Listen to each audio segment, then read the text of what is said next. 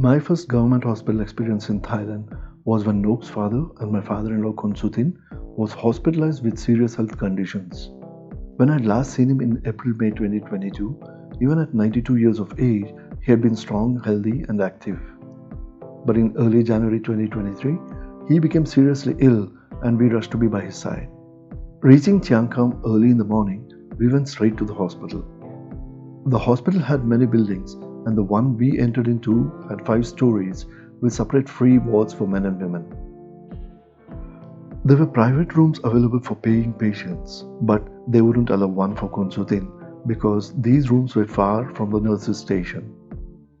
With this serious health condition, they thought it was best that he remain opposite to their station. Khunsutin was one of about 40 patients in the hospital wing on the 3rd floor. Room separators divided 8 patients into separate subunits. When needed, curtains could be drawn around individual beds, offering the patients the needed privacy. Most patient beds were battery operated, so at a switch of a button, one could help them to sit up if they desired so. There were medical equipment next to every patient for monitoring their vitals and hanging saline and other fluids as needed. Steel cabinets next to each bed were available for storing personal items.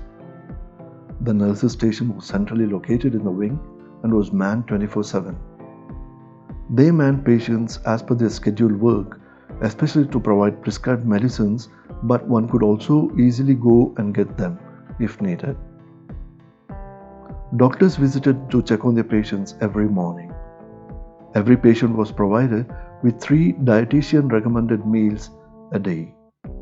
Except for one day when he scared us, Khunsutin was recovering well and he preferred to eat food from home or neighboring restaurants.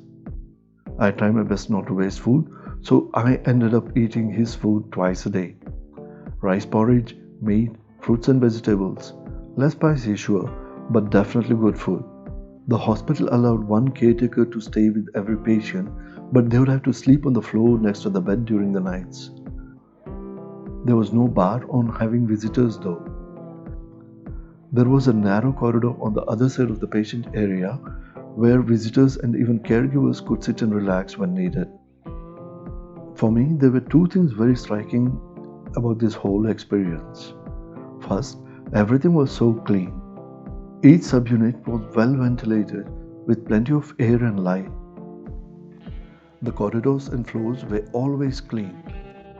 Even the toilet, no matter at what time of the day I went there, it was always clean. Patient caregivers could dump the used bedsheets and patient gowns in a corner and get fresh ones every day.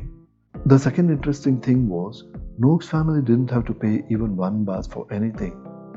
From the ambulance that brought Khunsutin to the hospital from their home, to the x-rays and the doctor consultations to the actual treatment, and finally even the medicines they sent him away with after discharging him, everything was free.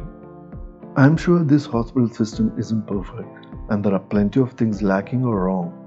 For example, the website of the hospital prominently announces a no-gift policy, so assume that some patients may be paying certain personnel at the hospital even though they don't need to by law. But despite this, to me, especially in the light of some of my own experiences with the government hospital system in India, it looked as if they got so many things right. We were able to take back Khunsutin home and it did look as if he was getting better, but he breathed his last on 23 February 2023. He was one of the gentlest and nicest human beings I have come across in my life. Thanks for taking the time to see this video. I appreciate it.